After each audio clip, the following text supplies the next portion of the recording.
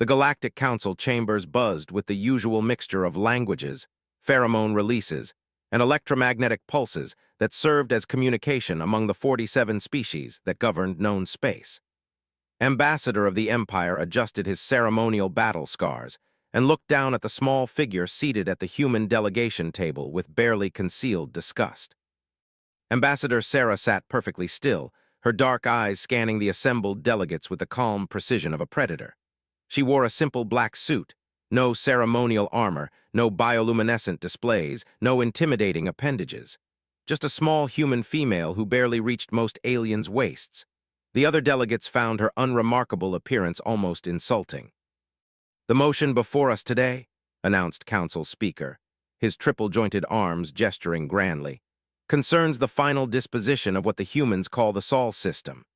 As we all know, this primitive species has repeatedly violated Galactic Code 1247 Alpha by refusing to submit to proper taxation and resource allocation." Murmurs of agreement rippled through the chamber. The humans had been a source of irritation ever since they'd stumbled into galactic society 50 years ago. Unlike every other species, which had gratefully accepted their place in the established hierarchy, humans had the audacity to claim sovereignty over their home system. Rose from his seat, his towering 8-foot frame casting a shadow over the human delegation. "Honored Speaker, the Empire has been more than patient with these creatures. They occupy a system with 17 habitable worlds, abundant rare minerals, and strategic positioning near 3 major hyperspace lanes. Such resources cannot be wasted on a species that contributes nothing to galactic civilization." Several delegates voiced their agreement through various biological functions. The crystalline hegemony chimed their approval, while the swarm collective released approving pheromones that made nearby species breathing apparatus click in satisfaction.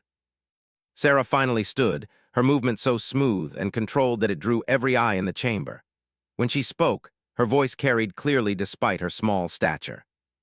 "Honored delegates, I appreciate the Council's patience in allowing humanity to address these concerns one final time." Her tone remained perfectly neutral, professional. "However, I must clarify a fundamental misunderstanding that seems to persist in these proceedings." She activated a small device, and a holographic display materialized above the chamber floor.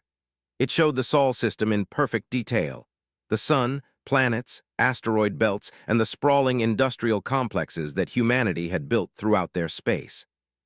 "You speak of taxation and resource allocation as if these are established facts, as if humanity has somehow defaulted on obligations we never agreed to accept." Sarah's eyes moved slowly across the assembled delegates. "Let me be abundantly clear, we never agreed to your jurisdiction." Delegate of the Serpentine Coalition raised his massive head, hood flaring with irritation. "You ignorant mammals think you can simply refuse galactic law? Every species that achieves faster-than-light travel automatically falls under Council authority. This has been established for 12,000 years. Sarah nodded slowly. "Yes, I'm familiar with your legal precedents. However, there's a small problem with your assumption." She manipulated the holographic display, zooming in on Earth's solar system. "You see, you're operating under the belief that humanity achieved FTL travel through our own development." The chamber fell silent. Even the constant background hum of the air recycling system seemed to quiet. "We didn't achieve FTL travel," Sarah continued, her voice carrying an edge that made several delegates shift uncomfortably. "We were given it, as a gift, from our friends." The holographic display shifted, showing deep space beyond the heliopause of Sol system. Massive structures became visible, structures that had been hidden in the cosmic background radiation, invisible to all scanning technologies the Galactic Council possessed. "Allow me to introduce the actual owners of the Sol system," Sarah said. "Humanity calls them the architects. They've been here for approximately 65 million years, give or take a few epochs." Panic erupted in the chamber as delegates processed what they were seeing. The structures were enormous, each one larger than a moon, their surfaces covered in geometric patterns that hurt to look at directly. They seemed to exist partially outside normal space, phasing in and out of visible reality. "Impossible," bellowed, his voice cracking with strain. "Our deep space sensors would have detected such massive constructions. No species has that level of technology."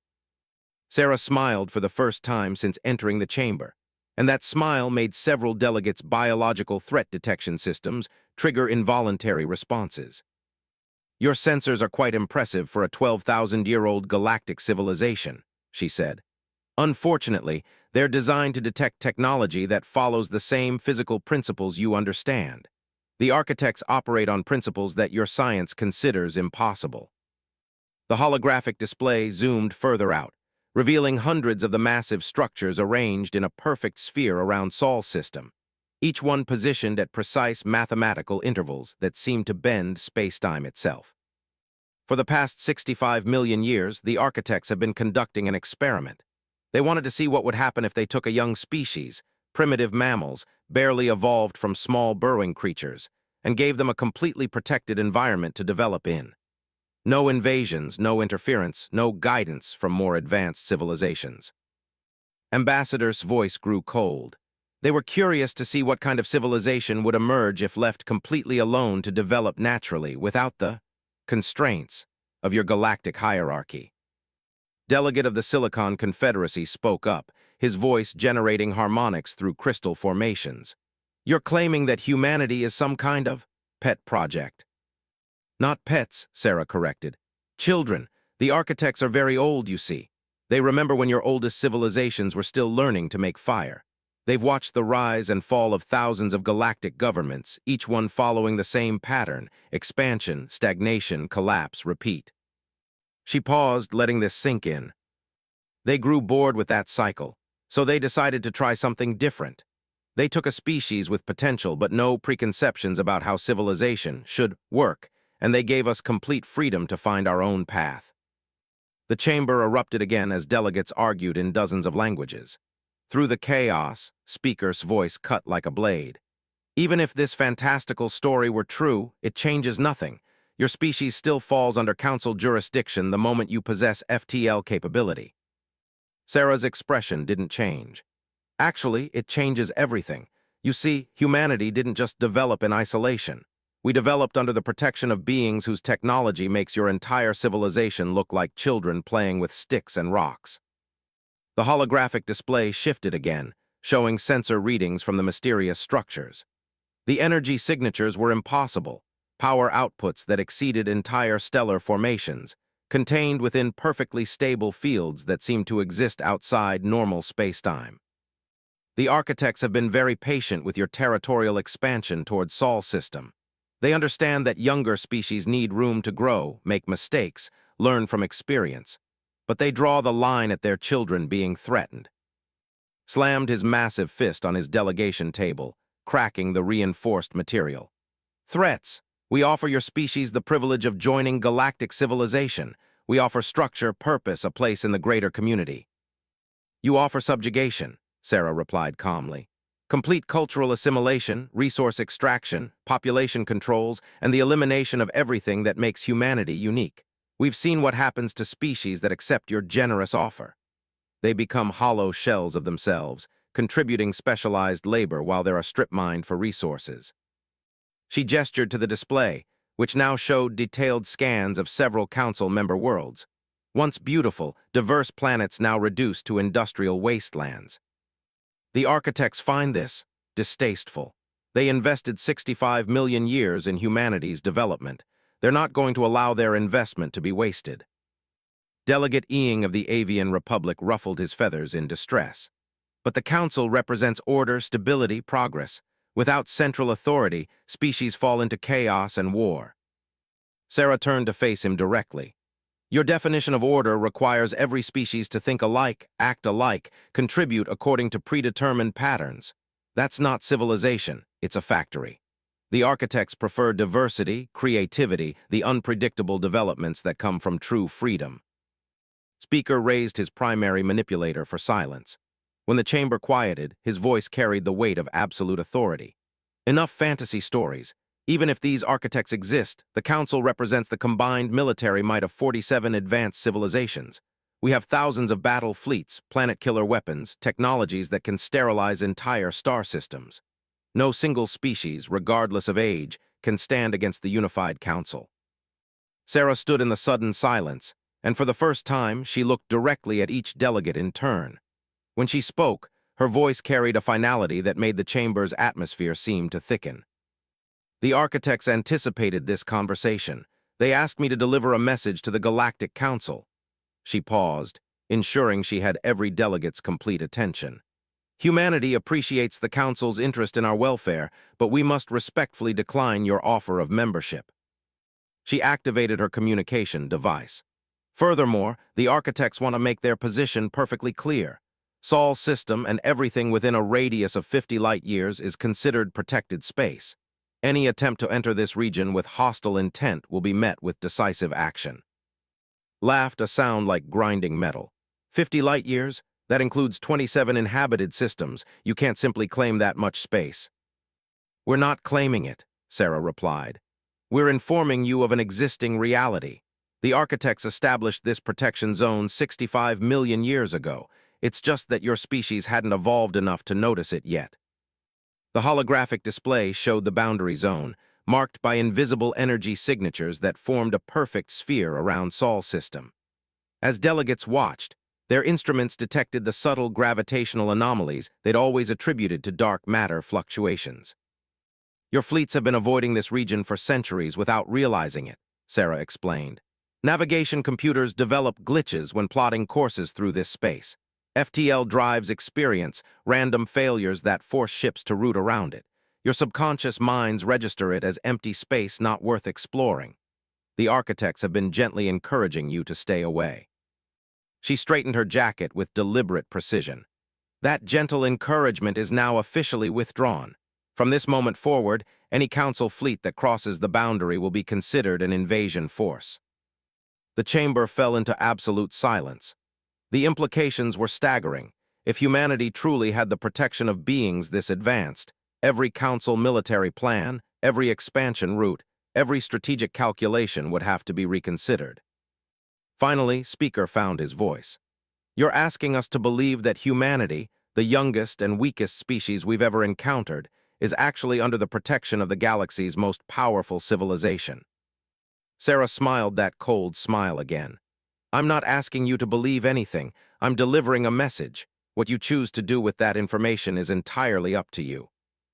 She gathered her materials with unhurried movements. However, I should mention that the architects are no longer content to remain hidden. Recent Council actions, the forced assimilation of the Twilight Collective, the destruction of the Crystal Gardens of, the systematic extinction of non-compliant species, have convinced them that your version of galactic civilization has become a threat to the diversity they value. The holographic display shifted one final time, showing real-time sensor readings from across Council space. Massive gravitational anomalies were appearing near every major Council world, invisible structures just long enough to register on instruments before vanishing again. They're conducting their own survey now, Sarah explained casually. Cataloging all Council military assets, industrial capabilities, population centers, standard reconnaissance protocol before beginning negotiations. Panic spread through the chamber as delegates received emergency communications from there. Reports flooded in of mysterious contacts appearing and disappearing throughout Council space, impossible energy readings that all known physics. This is a declaration of war, roared, rising to his full height. The Council will not be intimidated by ghost stories and censor phantoms.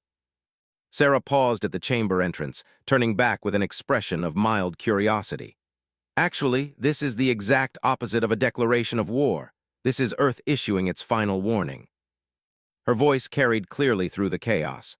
Humanity is withdrawing from all contact with the Galactic Council, effective immediately. We're returning to our protected space, where we'll continue our development without interference. The architects suggest that the Council use this time to reconsider its approach to galactic civilization. She activated her communication device once more. However, they want to be absolutely clear about one thing: step over the line we've drawn and you'll face complete destruction. Not conquest, not assimilation, not negotiated surrender. Complete destruction. They've waited 65 million years to see how this experiment would develop. They won't allow 4,000 years of Council expansion to destroy what they've carefully nurtured. As Sarah walked toward the exit, her footsteps echoing in the suddenly quiet chamber, she delivered her final words without looking back. You have 48 hours to acknowledge humanity's withdrawal and confirm that Council fleets will respect our boundaries. After that, the architects will assume that you've chosen confrontation over coexistence. The chamber doors closed behind her, leaving 47 species to contemplate the impossible choice they'd been given. Accept that their 12,000-year galactic dominance had ended, or face an enemy whose capabilities they couldn't even comprehend. Outside the Council station, Sarah's shuttle docked with a vessel that registered on no known sensors. As her ship disappeared into hyperspace, heading for the Sol system and home, gravitational anomalies continued to appear throughout Council territory. The architects had emerged from 65 million years of hiding, and they were no longer content to watch from the shadows. The galaxy was about to learn why some children were worth protecting, and why their guardians had waited so long to reveal themselves. The 48-hour countdown had begun. Admiral Torres stood on the bridge of the UES Defiance, humanity's flagship, watching the sensor displays with growing unease. The ship hung in space 3 light-years from Earth, monitoring the approaching Council fleet through long-range detection arrays that shouldn't have been able to track objects at this distance. But then again, human technology had been developing in ways that surprised even their own scientists lately. "Contact bearing 27 Mark 15, Admiral," reported Lieutenant Commander Yang from the sensor station. "Confirming Council fleet composition: 47 battleships, 138 heavy cruisers, over 400 support vessels. Total fleet size approximately 600 ships." Torres grimaced. In conventional terms, it was the largest military force ever assembled in galactic history. Each Council battleship was the size of a small city, armed with weapons that could crack planets. Against any normal civilization, it represented unstoppable might. "Time to boundary?" Torres asked.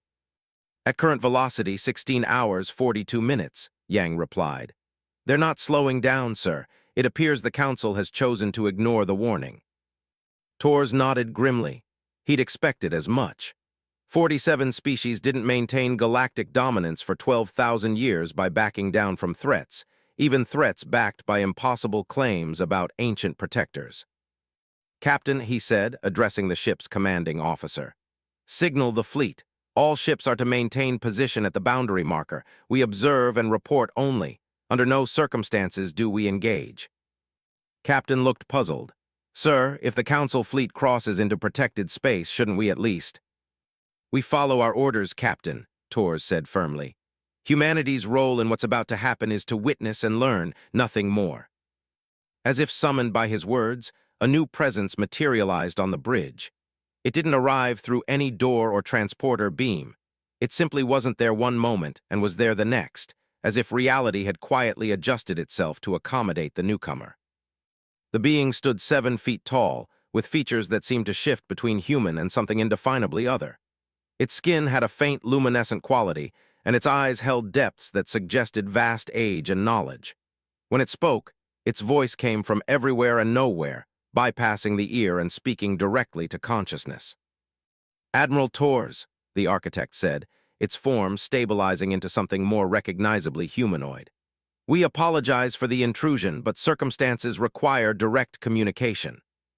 The bridge crew stood frozen, some reaching for weapons that their minds told them would be useless against this entity. Torres himself felt a chill of primitive fear, but decades of military discipline held him steady. "You're one of them," he said, "one of the architects." The being inclined its head slightly. "We are known by many names across the eons. Architect is adequate for current purposes. We have come to explain what you are about to witness and to prepare your species for what comes after." Torres found his voice despite the surreal situation. "Ambassador said humanity was under your protection. Are you here to stop the Council fleet?" The architect's expression shifted to something that might have been amusement. "Protection and intervention are different concepts, Admiral. We protected your species during its development by ensuring it remained undisturbed. What you are about to witness is the end of that protection period." On the main display, the Council fleet continued its relentless advance toward the boundary. Long-range sensors showed their weapons powering up, shields activating, fighter craft deploying. They were preparing for a battle they expected to win. "I don't understand," Torres said, "if you're not going to stop them." "We said any fleet that crossed the boundary would face complete destruction," the architect interrupted.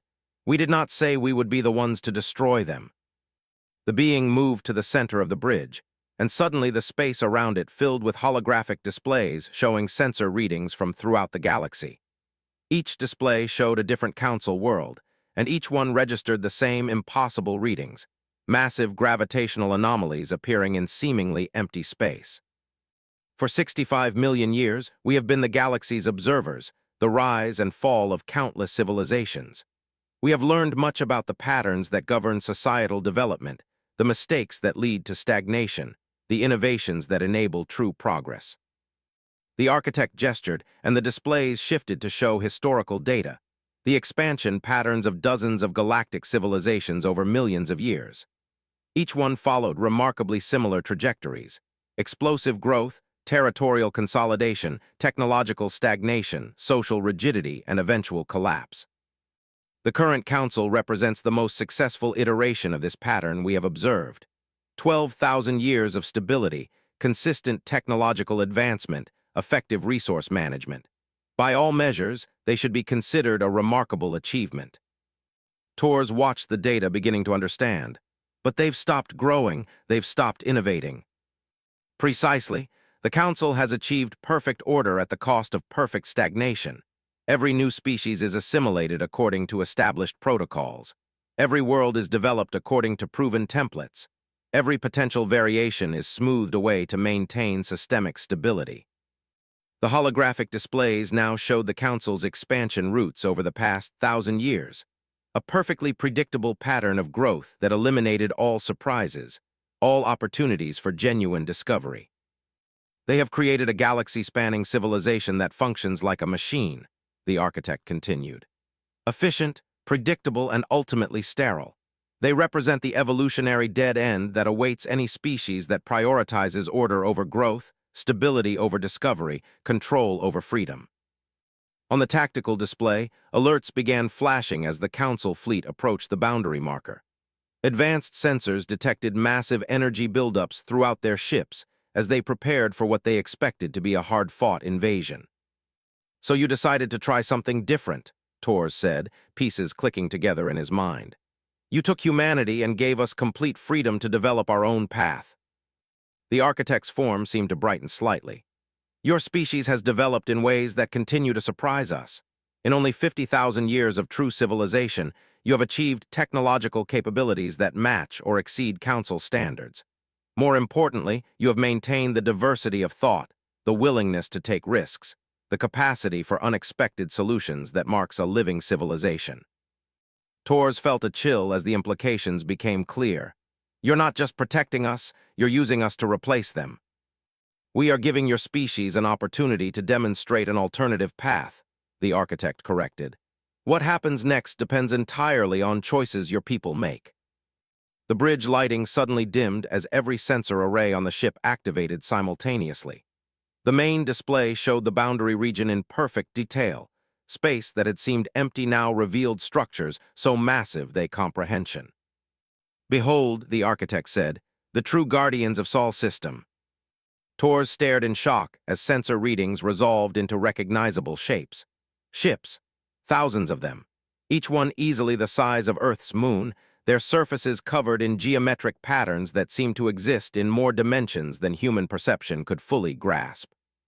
"Who built these?" he whispered. The architect's expression grew solemn. "Your descendants, Admiral. These vessels exist approximately 400 years in your future, crewed by humans who have learned to manipulate time and space as easily as you manipulate electromagnetic radiation." The implications hit Tors like a physical blow. "Time travel. You brought ships from humanity's future to protect our past." The Council fleet is about to encounter the mature expression of human technological development. Ships built by your species after centuries of unrestricted growth, unlimited by Council protocols or technological constraints. On the display, the Council fleet finally crossed the invisible boundary line. For a moment, nothing happened. Then space itself seemed to fold around them as the future human vessels. Admiral of the Empire stood on the bridge of his flagship, the Eternal Conquest, when reality exploded around his fleet. One moment they were advancing through empty space toward the primitive Sol system.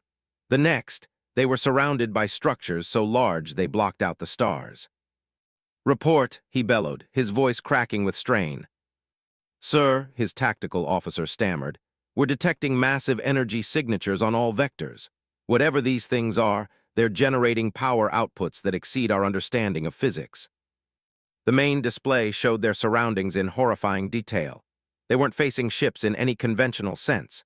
These were mobile cities, each 1 kilometer long, their hulls composed of materials that seemed to bend light around themselves. Strange energies played across their surfaces like living things.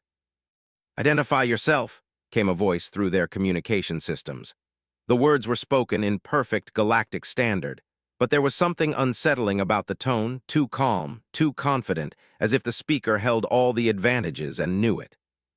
"This is Admiral of the Galactic Council," he responded, trying to project authority despite the fear clawing at his chest.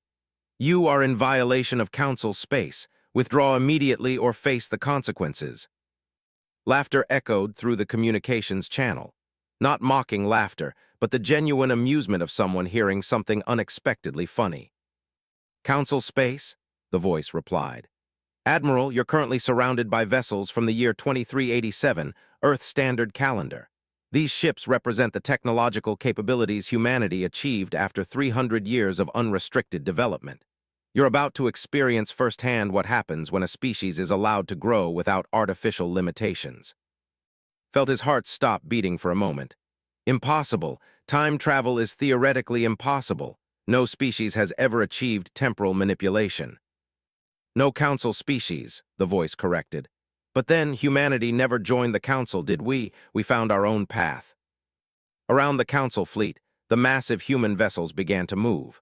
Despite their size, they maneuvered with impossible grace, space seeming to bend around them as they shifted position. Energy readings spiked beyond measurement as unknown weapons systems powered up. "Last chance to withdraw," the human voice said. "Our ancestors delivered a clear warning. You chose to ignore it, but we're willing to give you one final opportunity to avoid unnecessary destruction." Looked around his bridge at the finest military technology the Council had ever produced. Weapons that could shatter planets, shields that had never been breached, armor forged from materials gathered across 1,000 worlds. Against any known enemy, his fleet was unstoppable. But these weren't known enemies. These were humans from a future where they'd had centuries to develop without Council interference, to explore possibilities the Council had never imagined, to become something beyond current understanding. "Sir," his weapons officer said quietly, "our targeting systems can't lock onto their vessels. Their hulls seem to exist partially outside normal space. And the energy readings—" He paused, checking his instruments again. "Sir, each of those ships is generating more power than our entire fleet combined." Closed his eyes, feeling the weight of 12,000 years of galactic dominance collapsing around him. The Council had maintained control through superior technology, overwhelming force, and the certainty that no single species could challenge their combined might. They had never considered what would happen if they faced a species that had surpassed them entirely. "Admiral," came the human voice again, "we're detecting weapons charge in your fleet. Is that your answer?" Opened his eyes, seeing his reflection in the tactical display. He thought of his family, the billions of beings who depended on Council protection and order. Then he thought of the impossible ships surrounding his fleet, representing capabilities that made everything he'd ever known seem primitive by comparison. "This is Admiral to all Council vessels," he said into his communicator. "Stand down all weapons, withdraw to minimum safe distance. We are returning to Council space." The silence that followed felt like a physical weight. Around him, his bridge crew stared in shock. In 12,000 years of Council history, no fleet had ever retreated without firing a shot. "Wise choice, Admiral," the human voice said. "Tell the Council that humanity appreciates their interest in our welfare but will continue developing independently. And Admiral, don't come back. Next time we might not be feeling so generous." As the Council fleet began its withdrawal, Admiral Torres watched from his position at the boundary marker. The future human ships began fatting from normal space, returning to whatever temporal coordinates they'd emerged from. Within minutes, the region looked empty again, as if the most powerful military force in human history had never existed. The architect remained on his bridge, its form beginning to fade as well. "What happens now?" Tors asked. "Now your species faces its greatest challenge," the architect replied. "You have proven that unrestricted development can surpass even the galaxy's most advanced civilization. But you must choose what to do with that potential. Will you become a new form of empire, replacing council dominance with human dominance? Or will you find a third path, something neither the council nor we have imagined?" The being paused at the edge of visibility. "Remember, Admiral, we showed you what you could become, but that future is not guaranteed. Every choice your species makes from this moment forward will determine whether that timeline comes to pass, or whether humanity follows the same path to stagnation that has claimed every other galactic power." As the architect disappeared completely, Tors was left alone with his thoughts and the sensor readings that confirmed the Council fleet's retreat. Humanity had won its independence, but the real test was just beginning. In the Council chambers, emergency sessions were already being called as reports flooded in from across the galaxy. The impossible had happened. A single species had forced the retreat of the entire Council fleet without firing a shot. For the first time in 12,000 years, the Galactic Council faced a future they couldn't control or predict. The age of humanity was about to begin. Doctor walked through the corridors of Olympus Station, humanity's deep space research facility, her mind racing with possibilities she'd never dared imagine just months ago. The station hung in the void between stars, its experimental drives allowing it to exist in a state of controlled temporal flux that made conventional physics irrelevant. 3 months had passed since the Council fleet's retreat from Sol system. 3 months since humanity learned they were destined to become something beyond current understanding. 3 months of frantic research, desperate questions, and discoveries that challenged everything humans thought they knew about reality. "Doctor," called a voice from behind her. She turned to see Commander Jackson Hayes, the station's military liaison, jogging to catch up. His expression carried the mixture of excitement and terror that had become common among humanity's leadership since the architect revelations. "Commander," she replied, not slowing her pace, "please tell me you have good news. I'm running out of ways to explain to the Research Council why we can't simply reverse engineer technology from our own future." Jackson fell into step beside her. "Actually, that's exactly why I'm here. We've had another contact." Stopped abruptly, causing a junior researcher carrying delicate equipment to swerve around them. "Another architect, here." "Not an architect," Jackson said, lowering his voice. "One of us from the future timeline." Felt her blood pressure spike. Since the boundary incident, humanity had been struggling with the paradox of their situation. They knew they would eventually develop incredible technologies, but they didn't know how. The architects had made it clear that too much direct knowledge could actually prevent the timeline from occurring, creating a causality loop that would trap humanity in technological stagnation. "Where?" she asked. "Conference room 7. She's been waiting for 20 minutes, and doctor, she specifically asked for you." His mind raced as they walked toward the conference section. The few previous contacts with future humans had been brief, cryptic exchanges designed to provide guidance without compromising temporal stability. Each encounter left more questions than answers. Conference Room 7 was shielded against all forms of surveillance or recording. Entered to find a woman sitting at the central table, her back to the door. She appeared to be in her mid-30s, with dark hair and olive skin. She wore clothing that seemed familiar yet strange, clearly human in design, but incorporating materials and patterns that didn't quite match anything in current fashion. "Doctor," the woman said without turning around, "I've been looking forward to this conversation for over 300 years." Moved around the table to face the visitor. The woman's features were unremarkable except for her eyes. They held a depth of knowledge and experience that seemed impossible for someone so young. "You're from the 2387 timeline," said, sitting down across from her. "The same timeline as the ships that faced down the Council fleet." The woman smiled and felt a chill of recognition. She was looking at an older version of herself, not physically older, but mentally, spiritually older in ways that spoke of centuries of experience compressed into a human lifetime. "Actually," the woman said, "I'm from several possible timelines. The technology we develop eventually allows consciousness to exist across multiple temporal probability streams simultaneously. It's quite liberating once you get used to the existential vertigo. Stared at her future self, trying to process the implications. How many timelines? Currently, 47 different probable futures, each one representing different choices humanity might make in the coming years. In some, we become benevolent galactic guardians. In others, we become worse than the Council ever was. In a few, we transcend physical existence entirely. And in several very unpleasant timelines, we destroy ourselves trying to force technological development too quickly. The future activated a device that projected holographic displays around the room.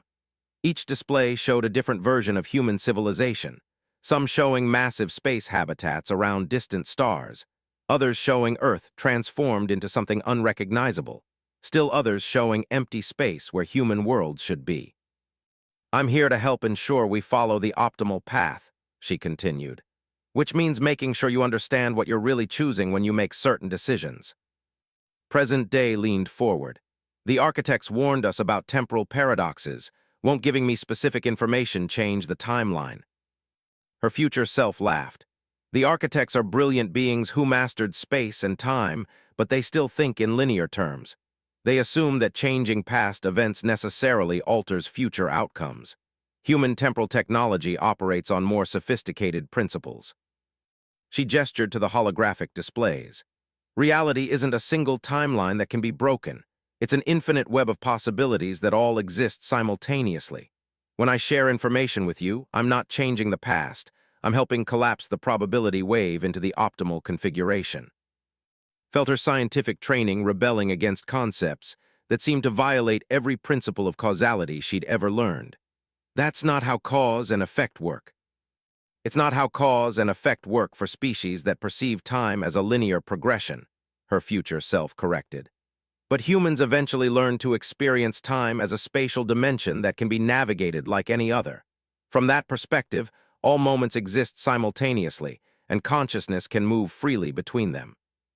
The holographic displays shifted, showing technical schematics that made head hurt to look at. The mathematics involved seemed to require more dimensions than human minds were designed to process. "Your immediate problem," the future continued, "is that humanity is trying to reverse engineer our own technology. It's like trying to understand calculus by memorizing the answers to specific equations. You can duplicate the results, but you'll never understand the principles." Nodded, this had been the central frustration of human research efforts since the Boundary Incident. Sensor readings from the future ships showed impossible energy configurations, but no one could figure out the underlying science that made them possible. "So how do we learn?" asked.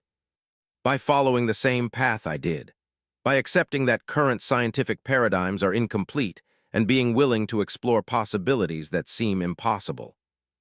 The future touched another control, and the room filled with new displays showing research data from dozens of different scientific fields.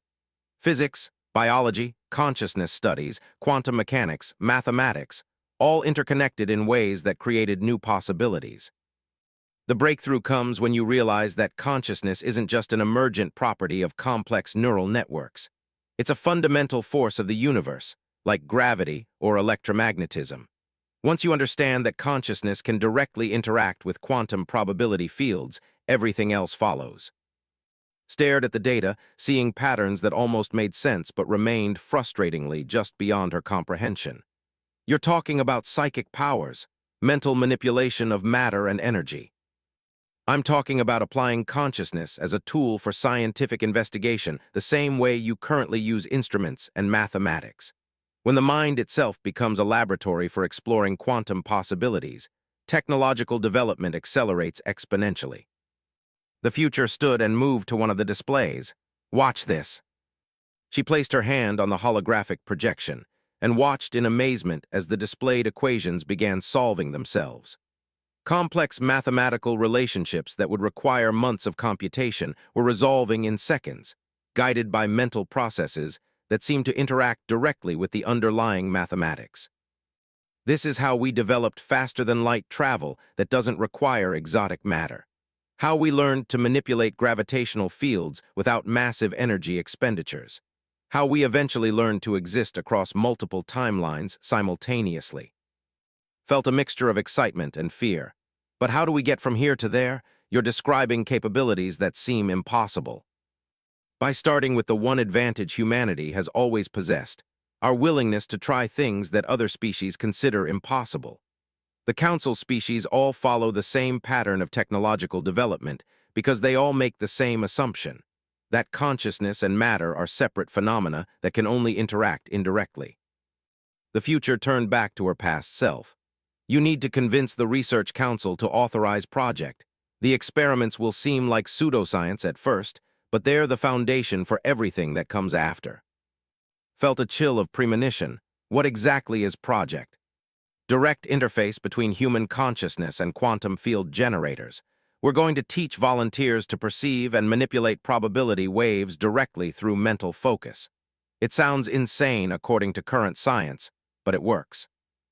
The holographic displays now showed experimental setup diagrams that looked like a fusion of advanced particle accelerators and meditation chambers. Could see the theoretical framework, but the practical applications seemed to exist in the gap between science and mysticism. How many volunteers? Asked. Her future self's expression grew serious. That's the critical decision point. In the timelines where humanity rushes the process and forces large-scale testing, we usually destroy ourselves. Consciousness manipulation without proper preparation tends to result in unpleasant side effects. New displays showed human test subjects in various states of distress, some catatonic, others apparently experiencing reality in ways their minds couldn't process, still others simply vanishing from normal space-time entirely. But in the successful timelines, we start small. 5 volunteers initially, each one carefully selected and extensively prepared. The process takes 18 months to show results, but when it works, each successful subject becomes a teacher for the next group. Studied the data, beginning to understand the scope of what they were attempting. We're trying to evolve human consciousness itself to become something new.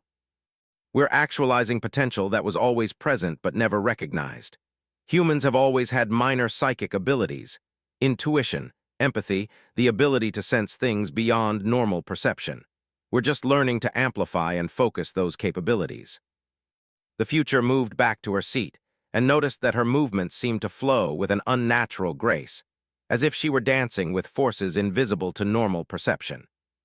There's something else you need to understand, she said. The Council isn't going to simply accept humanity's independence. They're currently developing new strategies to either control or eliminate us. Some of their species have capabilities they haven't revealed yet. Felt her stomach drop. What kind of capabilities?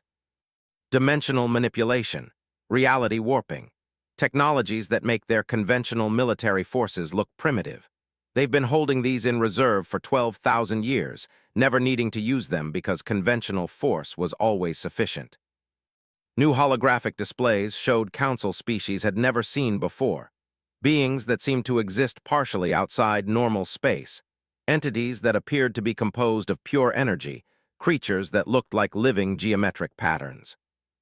These are the council's true founding species, the ones who established the galactic hierarchy and have been guiding it from behind the scenes ever since. They only intervene when faced with an existential threat to the entire system. Stared at the displays, realizing that humanity's victory at the boundary had been just the opening move in a much larger game. They consider us an existential threat. They consider the possibility of unrestricted human development to be the end of everything they've built, which is accurate from their perspective. If we succeed in following the timeline you've seen, the council structure becomes obsolete within a century. The future leaned forward, her expression intense. That's why Project is so critical. The Council's hidden abilities all depend on consciousness manipulation, reality warping through focused mental energy. If humanity learns to use the same principles, we can meet them on equal terms. Felt the weight of impossible responsibility settling on her shoulders.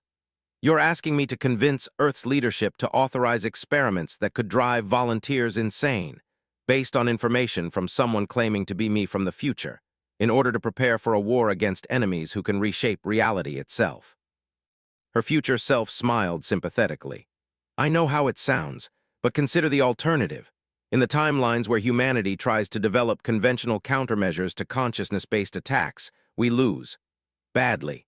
Technology that operates according to current scientific principles simply can't defend against beings who can rewrite the fundamental laws of physics through focused thought. Closed her eyes, trying to process everything she'd learned. When she opened them, her future self was beginning to fade, becoming translucent at the edges. "Time's up," the future said. "Maintaining temporal coherence across probability streams requires enormous energy expenditure. But remember, you have one advantage the Council doesn't expect. Which is, you already know how this story ends. In the optimal timeline, humanity doesn't just survive the coming conflict. We transform it into something unprecedented. We find a way for consciousness-based beings and technology-based civilizations to coexist. We create a galactic community that preserves diversity while enabling growth." As she faded completely, her final words echoed in the empty room. "But only if you're willing to take the first impossible step." Sat alone in the conference room, surrounded by holographic displays that were already beginning to fade. In her hand, she found a data crystal that hadn't been there moments before, complete specifications for project, along with detailed profiles of 5 individuals who represented humanity's best hope for evolving beyond current limitations. She thought about the Council's hidden forces, about human volunteers risking their sanity to develop impossible abilities, about the choice between certain destruction and uncertain transcendence. Then she activated her communication device and requested an emergency session with the Research Council. It was time to take the first impossible step. Outside Olympus Station, reality shimmered briefly as temporal currents adjusted to accommodate new possibilities. Across 47 different probability streams, the future watched and waited to see which path humanity would choose. The real test was just beginning. Captain Sarah stood in the observation deck of Prometheus Base, watching the 5 volunteers prepare for what might be humanity's most dangerous experiment. 6 months had passed since Doctor's presentation to the Research Council, 6 months of careful preparation, psychological evaluation, and theoretical framework development. Now they were ready to attempt the impossible. The volunteers sat in individual chambers that looked like a fusion of advanced medical equipment and meditation spaces. Each chamber was surrounded by quantum field generators that could create controlled probability fluctuations at the subatomic level. The theory was elegant. If consciousness could interact directly with quantum fields, then human minds should be able to perceive and manipulate those fluctuations. Doctor moved between the chambers, checking final readings on instruments that barely existed 3 months ago. The technology was so advanced it seemed like magic, built from specifications that still challenged everything humanity thought they knew about physics. "Neural interface calibration complete on all subjects," reported Dr. James, the project's chief neuroscientist. "Brain wave patterns are synchronized with quantum field oscillations. We're as ready as we'll ever be." Studied the volunteers through the transparent barriers. Michael Santos, a former Navy pilot whose spatial awareness scores were off the charts. Doctor, a theoretical physicist who had already begun developing consciousness-based mathematics. Lieutenant Alex, a military intelligence officer with documented psychic sensitivity. Dr. Wei, a meditation teacher who could enter altered states of consciousness at will. And Dr. Rachel Morgan, a quantum mechanics researcher who had volunteered despite knowing the risks. Each one had been selected not just for their abilities, but for their psychological stability and their willingness to potentially sacrifice their sanity for humanity's future. "Begin Phase 1, ordered." The quantum field generators hummed to life, creating interference patterns that existed in dimensions beyond normal human perception. Inside the chambers, the volunteers began their training routines, mental exercises designed to expand consciousness beyond the boundaries of individual identity. For the first hour, nothing visible happened. The volunteers sat in meditation while instruments recorded subtle changes in brain wave patterns and quantum field fluctuations. Then Dr. Wei opened her eyes and saw something that made her breath catch. Wei was looking directly at her through the chamber walls, but her eyes held a depth that seemed to extend far beyond the physical space of the observation deck. When she spoke, her voice came through the communication system with an otherworldly quality. I can see the probability streams, she said, her voice filled with wonder. They're everywhere like rivers of light flowing through reality, and I can touch them. As she spoke, the lights in the observation deck flickered. Not an electrical malfunction. The photons themselves seemed to be responding to her presence, changing wavelengths in patterns that created cascading rainbow effects across the walls. Doctor said urgently, "Are you getting this?" All instruments are registering quantum field modifications centered on Subject 4, reported, his voice tense with excitement and concern. She's actually influencing probability outcomes at the subatomic level just by focusing on them. In the second chamber, Lieutenant suddenly sat up. I can feel the others, he said. Not just their physical presence, their consciousness. It's like we're all connected by invisible threads. The quantum field displays began showing synchronized patterns as the 5 volunteers' brain waves started resonating with each other. What had begun as separate experiments was becoming a collective phenomenon. Dr. Morgan spoke next, her physicist's mind trying to categorize the impossible. The quantum foam isn't random. There are patterns, structures, like the underlying mathematics of reality has been waiting for us to notice it, and when we observe it directly with consciousness instead of instruments. She paused and watched as the air around her chamber began to shimmer. Not heat distortion, space itself was bending in response to focused thought. We can change it, Morgan continued. Just by understanding what we're looking at, we alter its behavior. Consciousness isn't separate from physics, it's part of physics.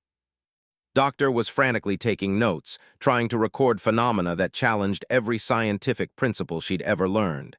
This is incredible, she whispered. They're not just observing quantum mechanics, they're participating in it directly.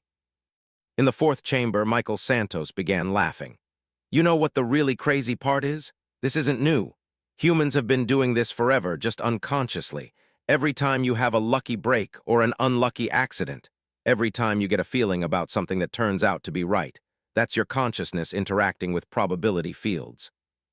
As if to demonstrate, he held up his hand and concentrated. Watched in amazement as a small sphere of light materialized above his palm, not electrical energy or plasma, but pure possibility given visible form. We're not gaining new abilities, Santos continued. We're just learning to control abilities we already had. The fifth volunteer, Doctor, had been silent throughout the early phases of the experiment. Now she spoke, and her words sent chills through everyone in the observation deck. Something's coming, she said, her voice distant. I can feel it approaching through the probability streams, multiple consciousness signatures, ancient and powerful, they're not human. Felt her blood run cold. Council forces. Different, replied. Older, much older. They've been traveling through dimensional space, approaching our reality from angles that don't exist in normal physics. And there, she paused, concentrating harder. They're afraid. Outside Prometheus base, reality began to warp. Space twisted in impossible configurations as beings that existed partially outside normal dimensions forced their way into human space. Alarms sounded throughout the facility as sensors detected energy patterns that shouldn't have been possible. Multiple contacts, reported the base's tactical officer over the communication system. Unknown configuration, massive energy readings. They're not using conventional propulsion. They're moving through dimensional folds. Activated the base's emergency protocols. All personnel to combat stations. Doctor, can we evacuate the volunteers? Not without potentially causing permanent psychological damage, replied. The consciousness interface process can't be interrupted safely once it's begun. In the chambers, the 5 volunteers were now clearly connected by visible streams of energy that flowed between them like neural networks made of light.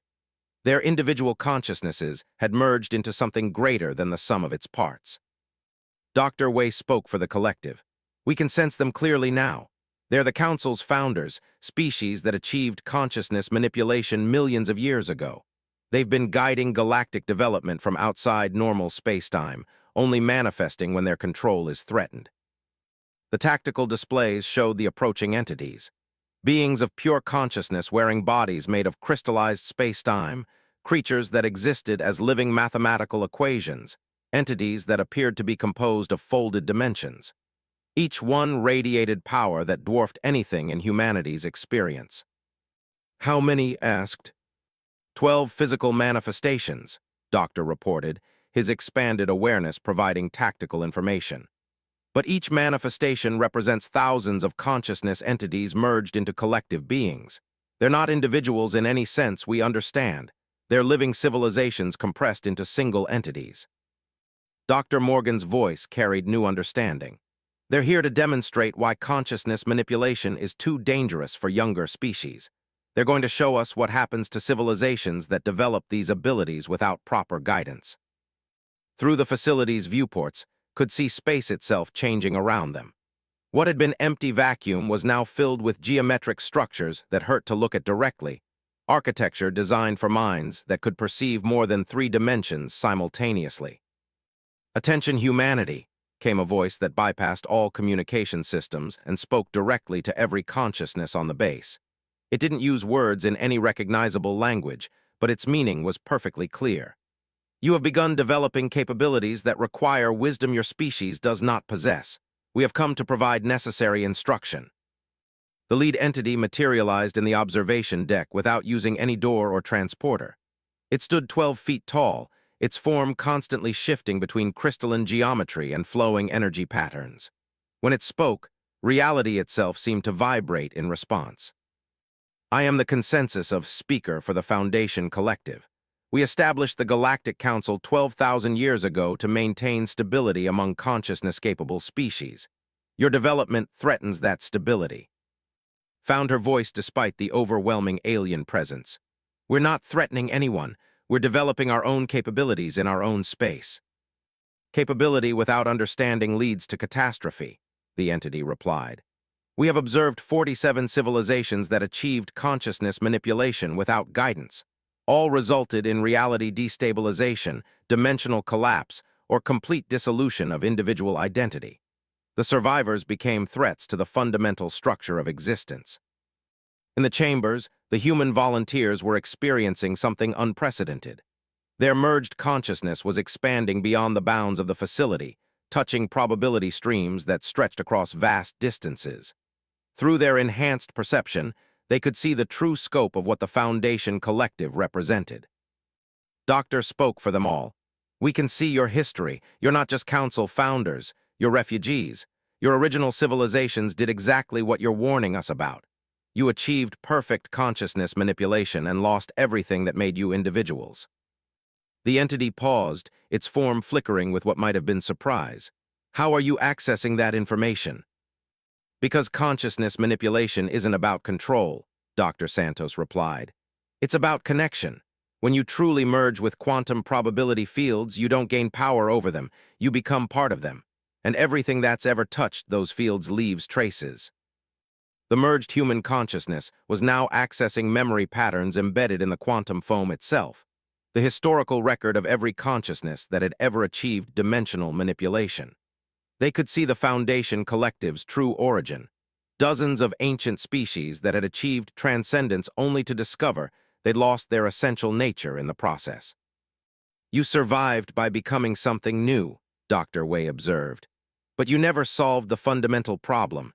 You just found a way to manage it by controlling other species' development." Dr. Morgan's voice carried scientific precision. "The Council system isn't about guidance, it's about quarantine. You've spent millions of years ensuring no species achieves the breakthrough that destroyed your original civilizations." The entities form into something more recognizably threatening. "And we will continue to do so. Consciousness manipulation without constraints leads inevitably to universal dissolution. We offer you the same choice we offer all species, accept guidance and limitation or face elimination." But something unexpected was happening in the experimental chambers. The 5 human volunteers weren't just learning to manipulate consciousness. They were discovering how to maintain individual identity while participating in collective awareness. They were solving the problem that had destroyed the Foundation Collective's original civilizations. Doctor laughed, and the sound carried harmonics that made reality ring like a bell. "You're wrong about the fundamental nature of consciousness manipulation. You assumed that touching the quantum foam meant losing individual identity. But that's only true if you approach it as conquerors trying to impose control. The merged human consciousness began demonstrating something the Foundation Collective had never seen before: perfect integration between individual awareness and universal connection. They maintained their personal identities while sharing collective knowledge, preserved their human nature while accessing cosmic understanding. Impossible, the entity declared. Consciousness cannot maintain coherent boundaries while interfacing directly with probability fields. Human consciousness can, Dr. Wei replied, because we approach it differently. We don't try to control the quantum foam, we learn to dance with it. We don't impose our will on reality, we find our place within it. As she spoke, the 5 volunteers began demonstrating capabilities that exceeded anything the Foundation Collective had achieved. They were manipulating probability fields without losing themselves in the process, creating technology through pure thought without sacrificing their humanity. Watched in amazement as the experimental chambers transformed around the volunteers. The quantum field generators were evolving, improving themselves in response to conscious interaction. Materials were restructuring themselves at the molecular level, guided by minds that understood matter as consciousness given temporary form. The other Foundation Collective entities were materializing throughout the facility, their forms radiating increasing distress as they witnessed the impossible. A species achieving consciousness manipulation without losing its essential nature. "This changes everything," whispered, understanding the implications. "They're not just developing new abilities, they're proving that consciousness evolution doesn't have to be destructive." The entity's form began to destabilize as it processed the ramifications. If your species can achieve stable consciousness manipulation, if the constraint we've maintained for millions of years is unnecessary. Doctor stepped forward, her scientific mind grasping the cosmic significance of what they'd discovered. The entire Foundation Collective structure becomes obsolete. The Council, the controlled development, the limitation of species potential, none of it was necessary. You've been preventing universal evolution based on a false assumption. In the chambers, the 5 human volunteers were now demonstrating the solution the galaxy had been waiting for. Consciousness-based technology that enhanced rather than replaced individual identity, collective awareness that strengthened rather than dissolved personal boundaries, power that served growth rather than control. They had become proof that consciousness evolution and individual identity could coexist, that species could transcend their limitations without losing themselves in the process. The Foundation Collective faced a choice that would reshape the galaxy. Acknowledge that their millions of years of control had been based on an error, or eliminate the species that had proven their fundamental assumptions wrong. The real war was about to begin, but this time it would be fought with weapons made of pure possibility, in dimensions that existed beyond the boundaries of space and time. Humanity had taken the first impossible step, and the universe would never be the same. The confrontation at Prometheus Base had lasted 17 hours in normal time, but the participants experienced it as both an instant and an eternity. Doctor stood in what remained of the observation deck, watching as reality stabilized around them. The 5 volunteers emerged from their chambers fundamentally changed, still recognizably human, but now capable of perceiving and manipulating the underlying structure of existence itself. The Foundation Collective entities had withdrawn to consider the implications of humanity's breakthrough, but their departure felt more like a strategic retreat than a defeat. Through the enhanced awareness of the volunteers, everyone on the base could sense the vast debate taking place across dimensional boundaries as billions of ancient consciousnesses grappled with the collapse of their fundamental worldview. "Status report," Captain requested, though her voice carried the strain of someone who had witnessed the impossible and was still processing the implications. Dr. Wei, now serving as spokesman for the enhanced humans, turned to address the assembled researchers and military personnel. Her appearance was unchanged, but her presence radiated an awareness that seemed to encompass multiple dimensions simultaneously. "The immediate threat has passed," she said, her voice carrying harmonics that made the air itself seem to resonate. "But the Foundation Collective is experiencing what humans might call an existential crisis. For millions of years, their entire civilization has been built around preventing other species from achieving what we've just accomplished." Dr. Morgan, still glowing with residual energy from the consciousness interface process, activated displays that showed galactic-scale sensor readings. Throughout Council space, massive structures were emerging from dimensional hiding, Foundation collective installations that had remained concealed for. "They're mobilizing everything," Morgan reported. "Not just the entities we encountered, but their entire technological infrastructure. Weapons platforms that can rewrite local physics, consciousness disruptors that can dissolve individual identity across light years, reality anchors that can lock entire star systems into predetermined probability states." Captain felt her stomach drop. "Are we talking about a galactic war?" "We're talking about something much more fundamental," Doctor replied, his enhanced senses monitoring probability streams that stretched across vast distances. "The Foundation Collective has three choices. Accept that their million-year control system was unnecessary and allow galactic consciousness evolution to proceed naturally. Attempt to eliminate humanity before we can share our discovery with other species. Or trigger a controlled collapse of this dimensional region to prevent what they consider universal contamination." Doctor activated her communication systems, establishing contact with Earth, Mars colonies, and the various human outposts throughout Sol system. "All human facilities, this is Prometheus Base. Initiate Emergency Protocol 7. We're sharing complete specifications with all research installations immediately." "What are you doing?" asked. "Ensuring survival through redundancy," replied. "If the Foundation Collective decides to eliminate us, they can't destroy every human facility simultaneously. And if even one facility survives, other species throughout the galaxy will eventually learn what we've discovered." Dr. Santos, his consciousness now operating partially outside normal spacetime, spoke with the authority of someone who could see multiple futures simultaneously. "Actually, it's already too late for containment. The quantum foam preserves impressions of every consciousness manipulation event. Even if they destroy all human installations, other species with sufficient technological development will eventually detect the resonance patterns and figure out what happened here." Throughout Sol system, emergency protocols activated as human research facilities received the complete specifications. On Europa Station, scientists began constructing consciousness interface equipment. Mars University initiated crash programs to train volunteers for enhanced awareness experiments. Earth's Deep Space Research Center started recruiting candidates for what was being called the most important experiment in human history. But humanity wasn't the only species taking notice of recent events. Across the galaxy, older civilizations that had maintained independence from the Council system were detecting the massive energy signatures emanating from Foundation collective installations.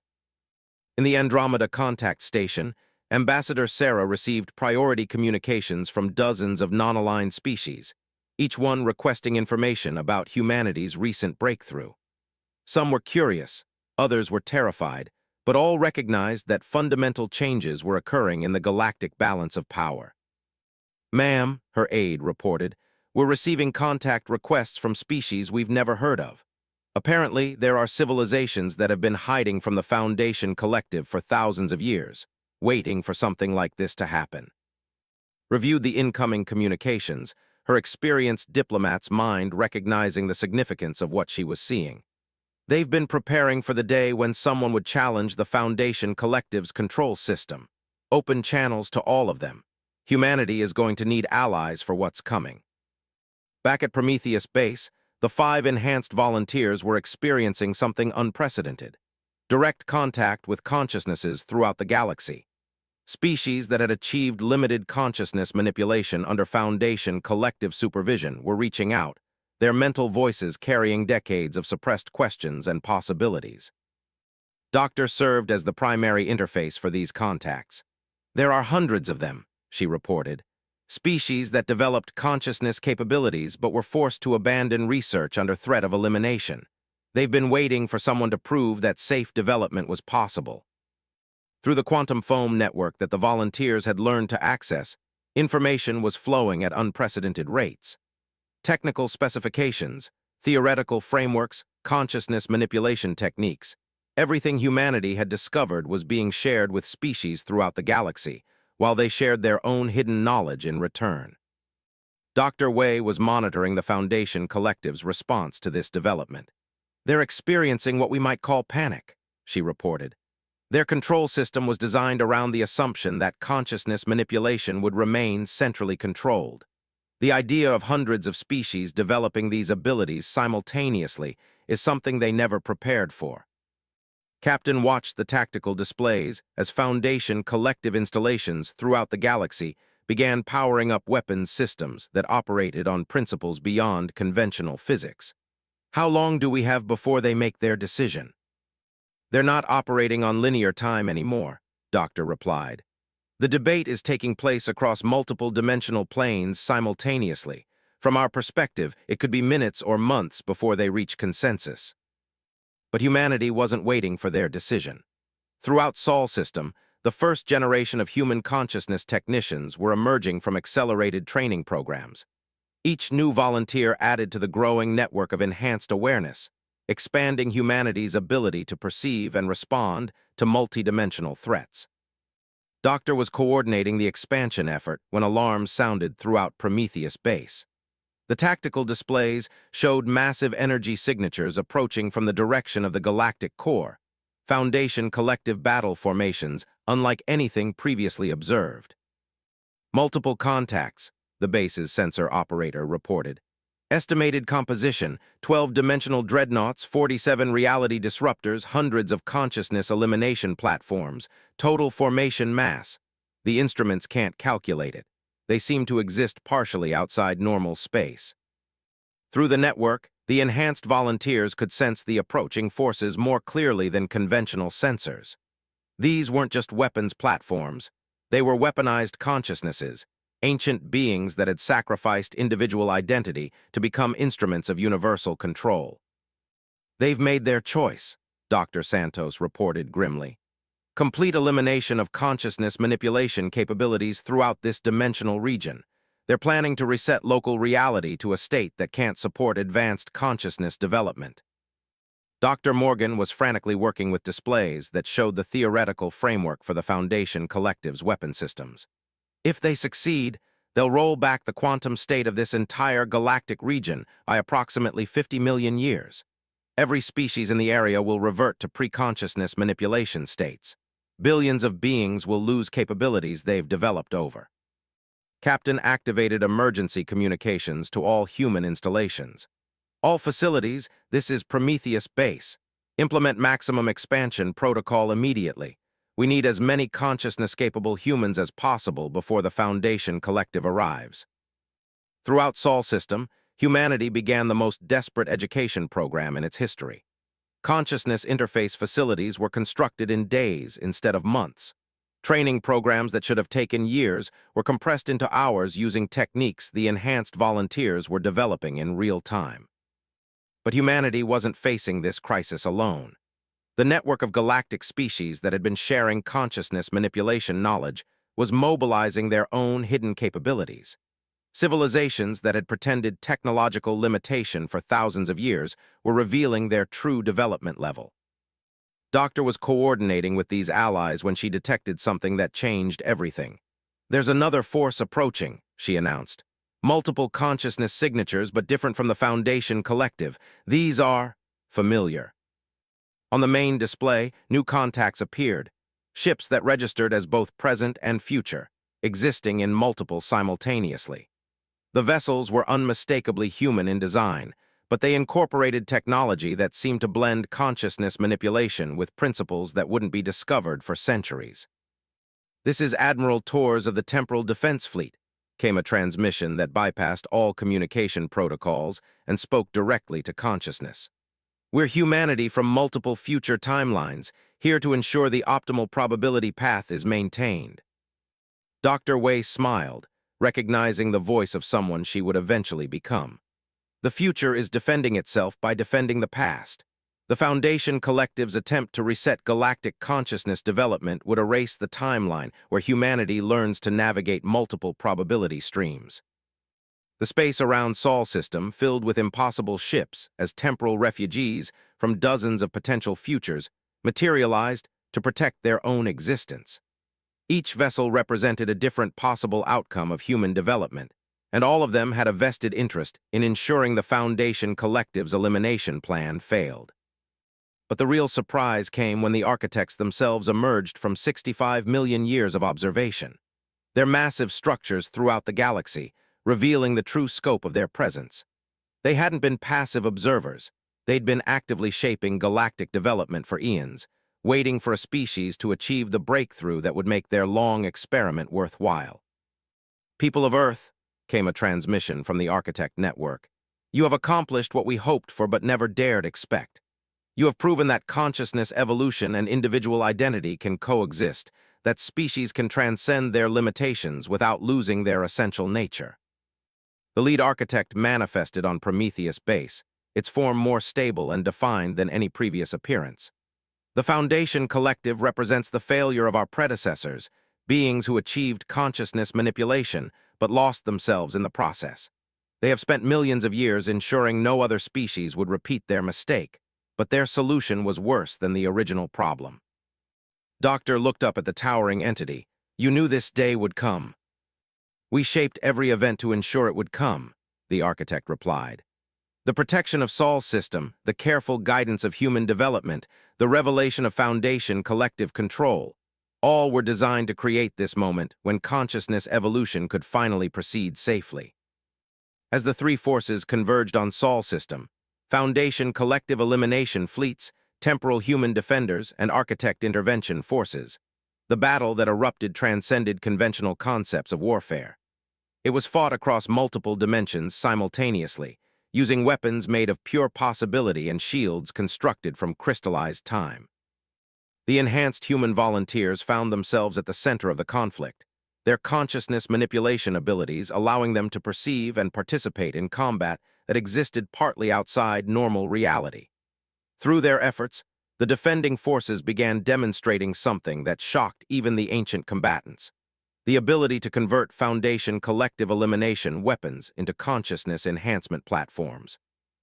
Doctor coordinated the conversion process, his expanded awareness allowing him to identify the underlying principles that powered Foundation collective technology. Their weapons are just consciousness manipulation tools designed for destruction instead of enhancement, if we reverse the probability matrices. Working together, the network of enhanced humans began transforming the battlefield itself. Foundation collective elimination beams became consciousness expansion fields. Reality anchors that were designed to lock systems into predetermined states instead became liberation, devices that freed suppressed consciousness capabilities. Throughout the galaxy, species that had hidden their true capabilities began revealing their actual development levels. The Foundation Collective discovered they faced not a few dozen primitive civilizations, but hundreds of advanced species that had been secretly preparing for this confrontation for thousands of years. The war lasted 3 days in linear time, but stretched across multiple probability streams for subjective centuries. When it ended, the Foundation Collective had been transformed from controllers into participants, their ancient consciousnesses finally learning to coexist with individual identity instead of eliminating it. Doctor stood in the ruins of Prometheus Base, watching as reality stabilized into new configurations. The facility had been destroyed and rebuilt 17 times during the conflict, each iteration incorporating more advanced consciousness manipulation principles. "Status report," she said, though the words seemed inadequate for the scope of what had occurred.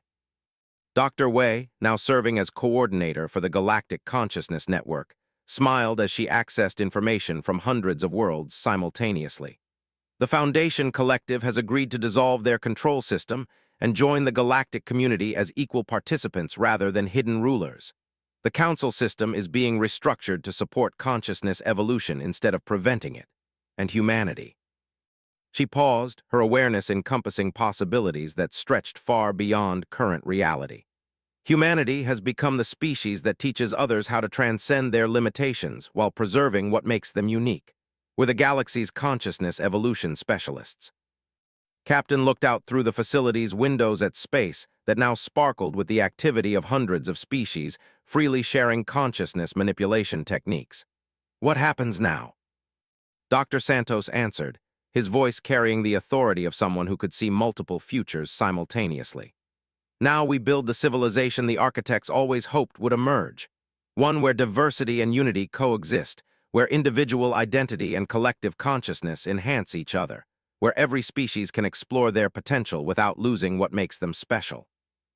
As the enhanced volunteers work to establish permanent consciousness interface networks throughout human space, Ambassador was coordinating with the new galactic community structure.